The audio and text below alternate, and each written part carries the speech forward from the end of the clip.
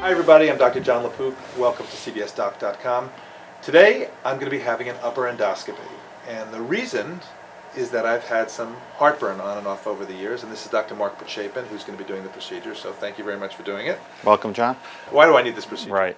So heartburn is very common. It generally reflects some form of acid from the stomach working its way up into the esophagus, which is the tube between the mouth and the stomach, and causing some inflammation or irritation. We sense it as a burning sensation. Now, if that happens on a frequent basis, we can injure the lining of the esophagus, and sometimes it can actually increase the risk of cancer. It's incredible what we're able to do. The technology available to us now to remove early tumors, to even treat these cancers endoscopically without making any incisions, and then combining it even with surgical techniques is the future of where we're going. It's called minimally invasive endosurgery.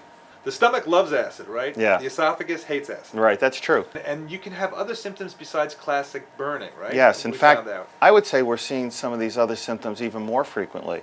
Hoarse throat, for example. Some people even can have an asthma exacerbation. People who are having symptoms that they're not sure how to explain should really see their doctors just to evaluate, because sometimes these symptoms may not be recognizable as reflux to patients. All right, and with that, I'm off to get my upper endoscopy.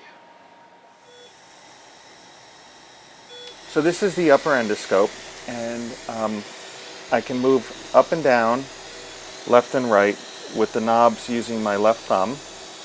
And then we also have the ability, with a little hole in there, to put a device down, which you'll see because I probably am going to take a biopsy of the stomach to look for bacteria. Now, the resolution of the scope is really quite remarkable. If we look just at the sheet, this is where it says New York Hospital here, you could see every thread in the sheet. It's a high definition picture, very similar to the high definition television sets. And if we look, for example, at John's hair, we could see every strand of hair with the endoscope. John, how you doing? Okay, I think we're ready to get started.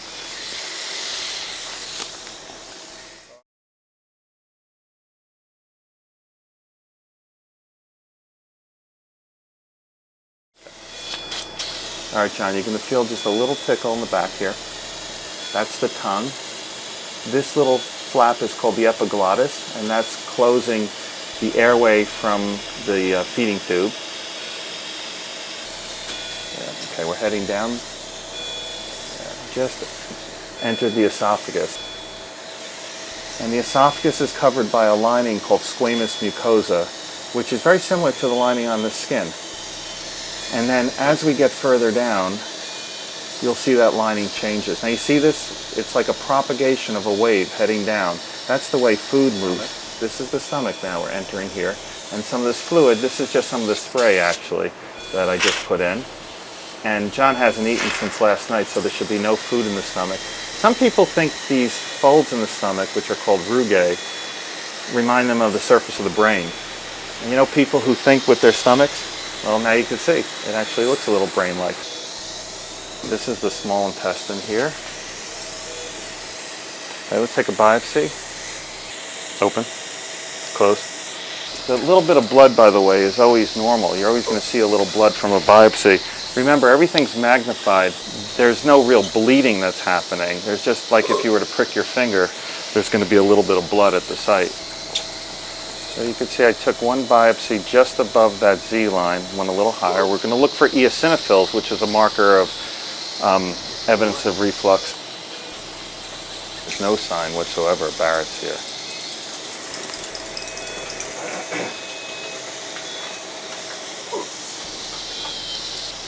All right, so we've taken our biopsies, and now we're just looking at the esophagus as we come back. He wanted me to show his vocal cords, which are here.